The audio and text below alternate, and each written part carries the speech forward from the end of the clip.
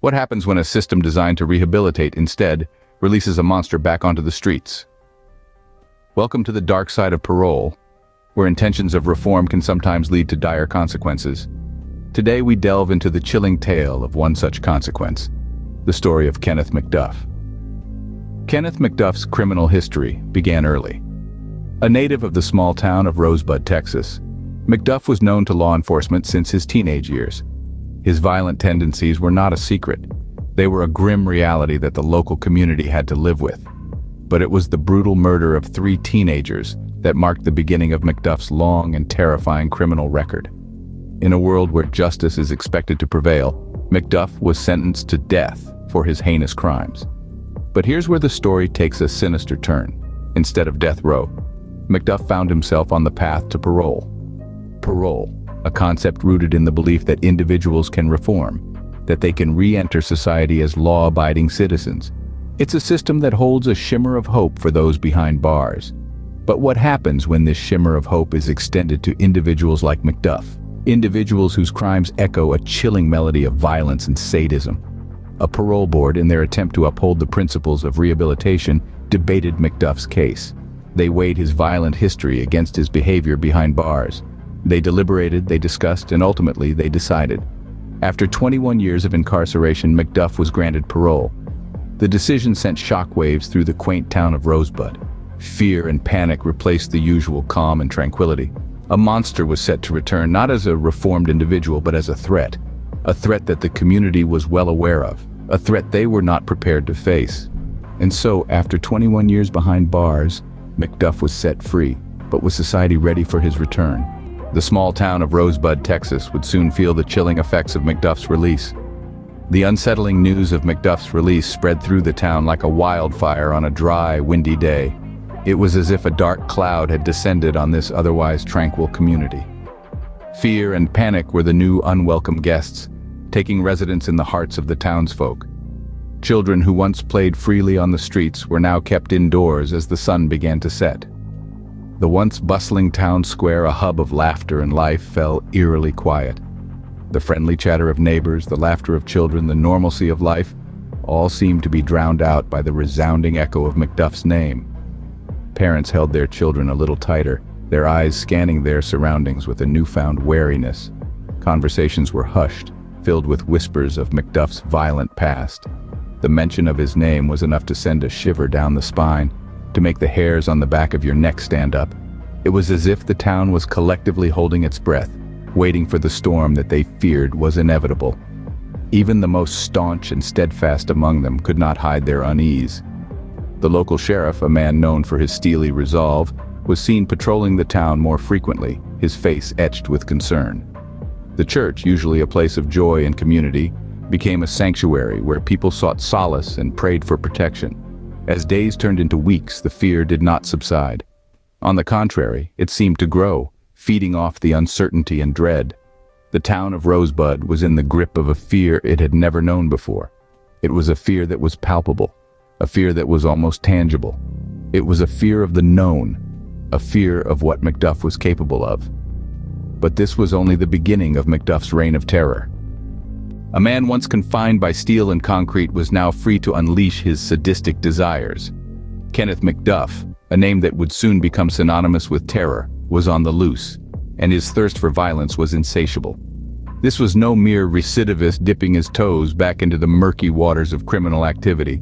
No, this was a predator returning to his hunting grounds, a beast allowed to roam freely. The small town of Rosebud, Texas had become McDuff's personal playground for his demented games.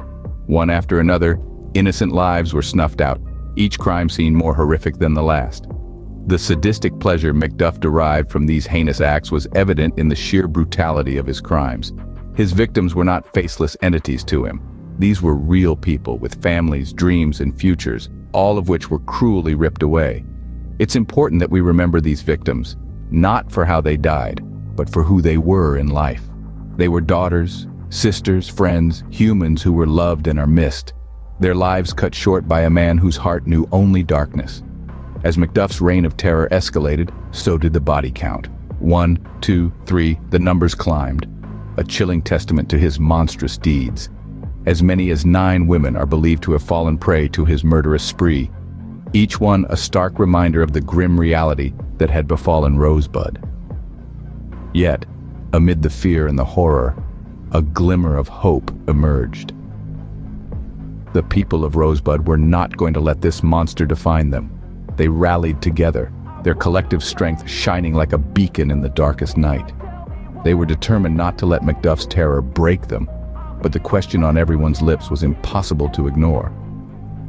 As the body count rose, one question echoed through the town. How was this man allowed to walk free? The parole board's decision would come under fire as the devastating consequences of their decision unfolded. As the grim reality set in, the parole board's decision to release Kenneth McDuff was met with a storm of criticism. Questions were asked and fingers were pointed, but the damage had already been done. The release of this sadistic killer had exposed glaring flaws in the parole system, and the cost was tragically high. The parole system, in theory, is designed to rehabilitate, to give convicts a second chance at life. But when a man like McDuff slips through the cracks, it's clear that something is profoundly wrong.